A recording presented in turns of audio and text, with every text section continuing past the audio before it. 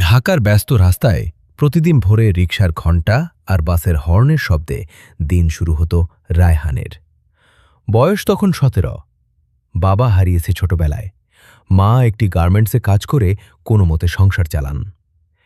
Tin শেডের ছোট ঘরে থাকলেও রায়হানের স্বপ্ন ছিল বড়। একদিন সে নিজের পায়ে দাঁড়াবে, মায়ের কষ্ট দূর করবে। স্কুল শেষে রায়হান কাজ করত একটি মোবাইল সার্ভিসিং দোকানে। দিনে কাজ, রাতে রাশুনা, এই ছিল তার জীবন। অনেক সময় ক্লান্তিতে চোখ বুজে আসত, তবু সে বই বন্ধ করত না। বন্ধুরা মজা করে বলতো, এত কষ্ট করে কি হবে, শেষমেশ তো আমাদের মতোই চাকরি করবে। কথাগুলো রায়হানের মনে কাঁটার মতো বিদ্ধ, কিন্তু সে চুপচাপ নিজের পথে হাঁটত।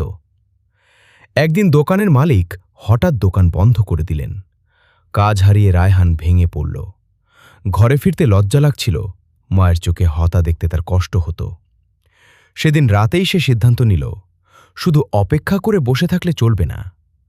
পুরনো একটি ল্যাপটপ ধার নিয়ে সে ইউটিউব দেখে মোবাইল রিপেয়ারের নতুন নতুন কৌশল শিখতে লাগল। পাশের বাসার চাচার নষ্ট ফোন ঠিক করে দিল, তারপর খবর ছড়িয়ে পড়ল। কয়েক মাসের মধ্যেই রায়হান ফুটপাথের পাশে ছোট একটি টেবিল নিয়ে কাজ শুরু করল। রোদে পুড়ে, বৃষ্টিতে ভিজে সে দাঁড়িয়ে থাকত। কেউ সন্দেহের চোখে তাকাত, কেউ দামাদামি করে অপমান করত, তবু রায়হান মুখে হাসি রাখত। ধীরে ধীরে তার কাজে সুনাম ছড়িয়ে পড়ল। একসময় সে ছোট একটি দোকান ভাড়া নিল। মায়ের হাতে প্রথম মাসের আয় তুলে দিয়ে বলল, আমরা পারব আম্মা। কয়েক বছর পর সেই ছোট দোকানই পরিণত হল একটি সার্ভিস সেন্টারে।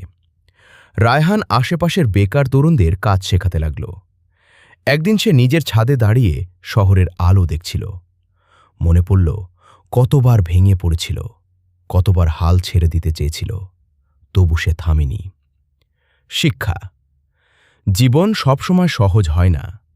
ব্যর্থতা আসবেই, মানুষ সন্দেহ করবেই, কিন্তু যে ছেলে বারবার পড়েও উঠে দাঁড়ায়, যে কখনো হাল ছাড়ে না, শেষ